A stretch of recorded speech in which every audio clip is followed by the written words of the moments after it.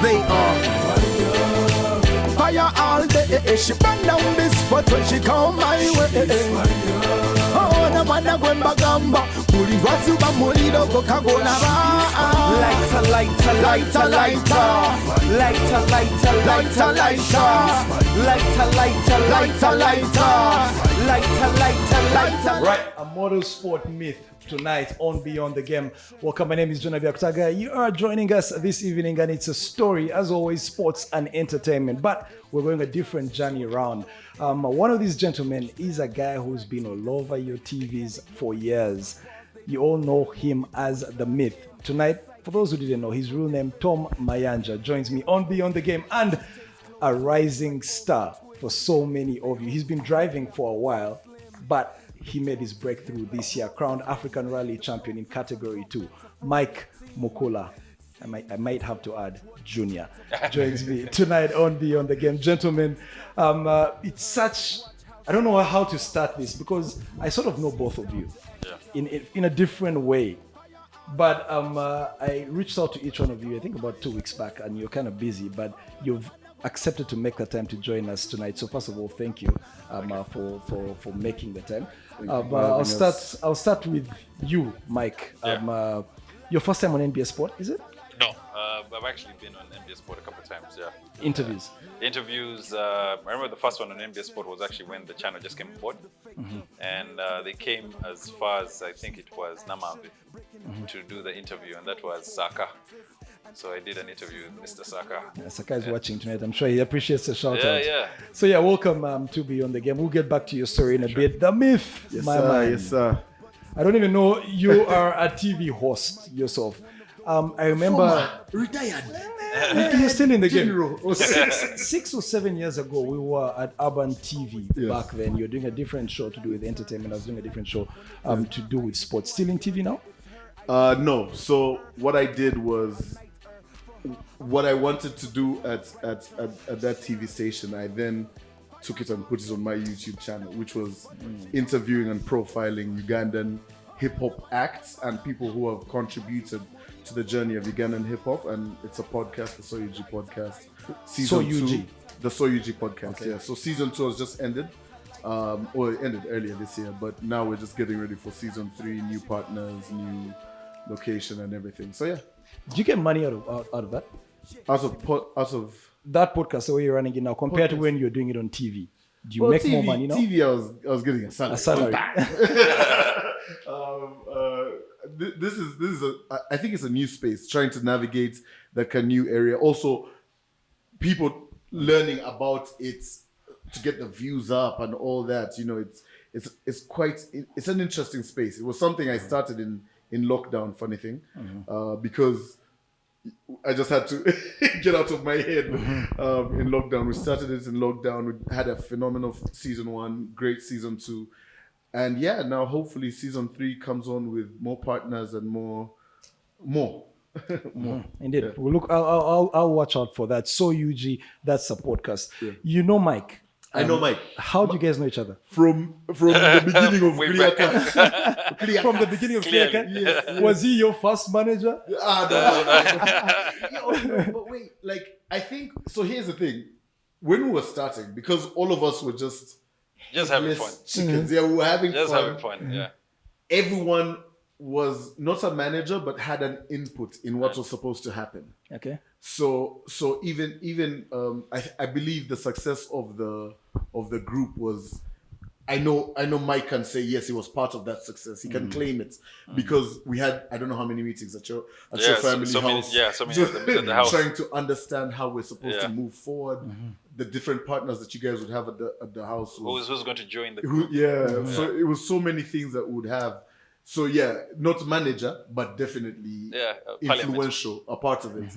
You know, That's interesting. KlearKut was like 20 people, by the way. Yeah, it was actually a lot of people. It just narrowed down to the 4 of you who got the mic. Yes. Yeah. Five. Yeah. Who got, that was you, Navio, JB, Papito. Papito. Papito, yeah? Yeah. And? Langman. Langman. Langman, who Abba. actually started But who started? Yeah, the group. He's not as, where is he now? Because that's the name that nobody actually remembers. Langman, he's in Germany. He's in Germany. Oh, he now. left Yeah. as well. Yeah. We'll get back to that story. Mike, you fascinate me because I knew you as a basketballer for so long. You and, of course, your younger brother, Rodney. And I never saw the Motor Rally beat coming. Yeah. I still, even now, when I think about it, I'm like, how did this guy just get into rally? Because it just came out of nowhere. And I initially, when I had, oh no, Mukula is driving, I thought they're talking about your dad. Yeah, And so I many was people, like, so many people think that. Yeah. he's coming to drive at his age. And then I realized we're actually talking about you. That's a good question. Yeah. 'cause, yeah. So I never saw that pivot. yeah, so the whole rally thing started. Of course, that bug grabbed me when I was young, and I was a kid. And of course, as a kid, when you look at your dad, because my dad used to drive. So for a long time, I aspired to be, of course, every son always wants to be like their dad. So I always used to see my dad driving, and according to him, he was always number one. Was he though? I don't know. it kind of goes with the same story of walking to school for 6 kilometers. So Every parent has Every friend tells you that. you guys are lucky. We used to dodge antelopes and lions. Yeah. So yeah, I got to later on find out he was actually privileged. Anyway, but he also struggled a bit. So, so I used to watch him drive, and I kind of like the rally bug really kicked in when I was 16. That time I was into basketball. I was always aspiring to basketball. Vince Carter was my guy, and everyone's guy. I think I was like the coolest guy there, Air Canada. So my dad took me there was a rally, I believe in Mith, and it was a Pearl of Africa.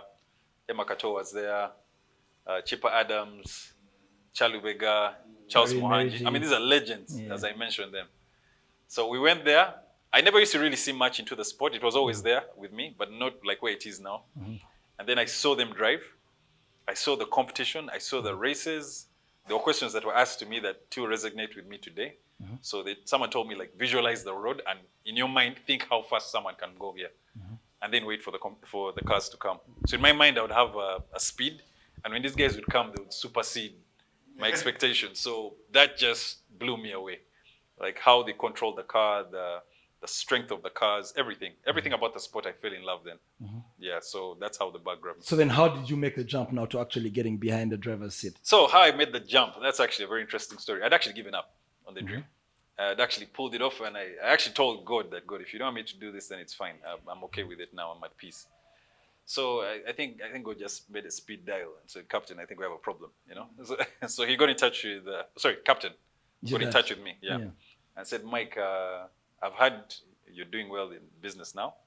You're becoming quite mature, more than you used to be, the stubborn guy. So I think I can trust you. I think you can go. He laughed at the stubborn bit. I don't know what he's remembering. You want part of that story?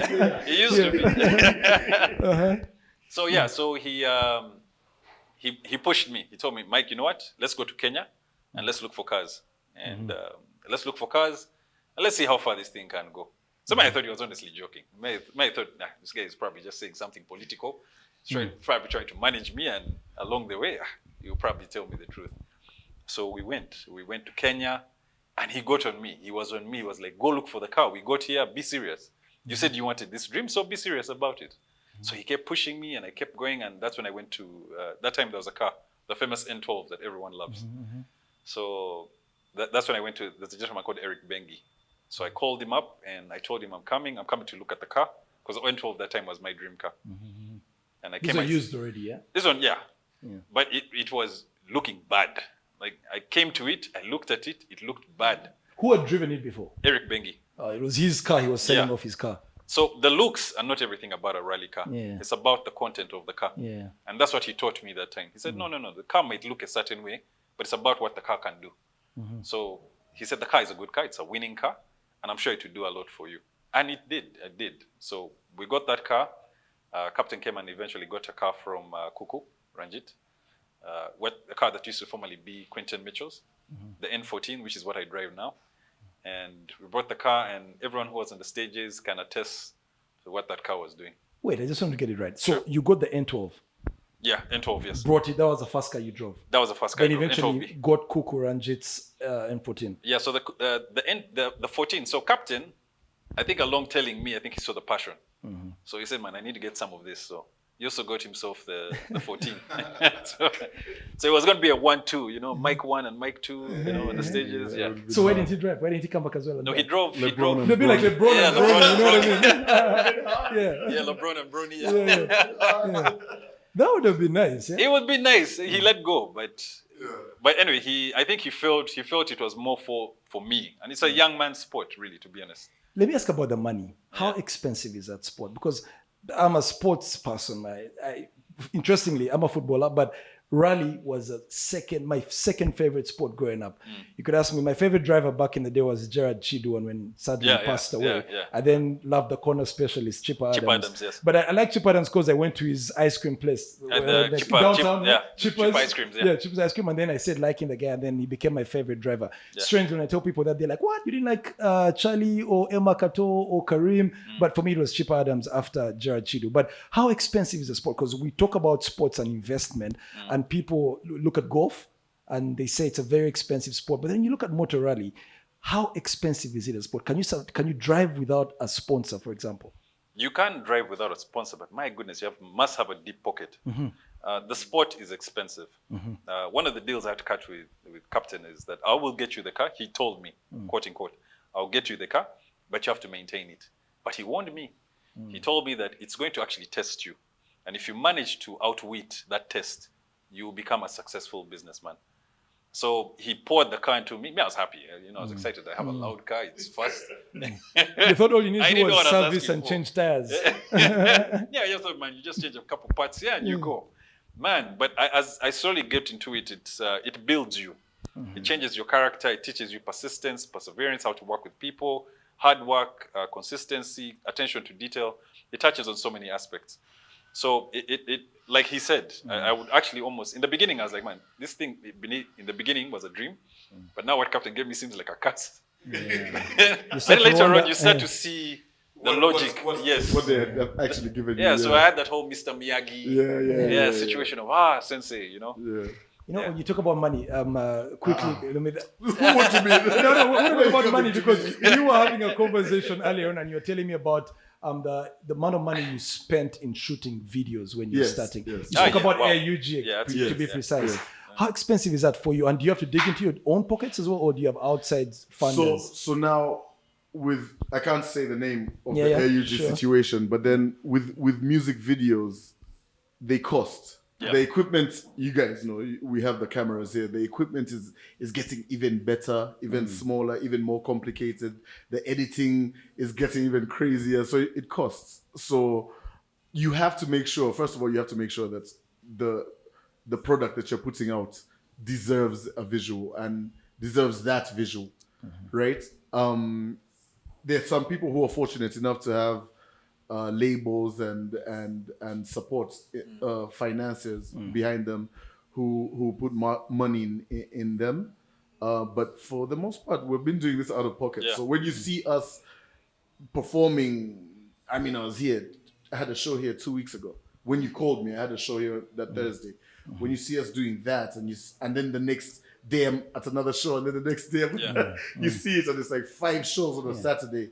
That's, people think it's to fund your lifestyle, but it's really to fund this passion that you have, right? So even I'm sure with Mike, you're not getting that sponsorship and saying, now do I put what chandelier should I? Yeah, no, you're looking at it and saying, this has come to improve on the car, on the car and on the team that you're building. So but most of it's coming from you. Yeah, so it's the same thing. It's really that, and you have to have. I mean, we could have given up ages ago. We started at 14, 15. You know, when he was having that dream, we were running around. The Myth, just hold your thoughts for a quick second. We need to jump into a quick break. We need to pay our bills. When we get back, the conversation continues with Mike Mukula Jr. and The Myth on Beyond the Game.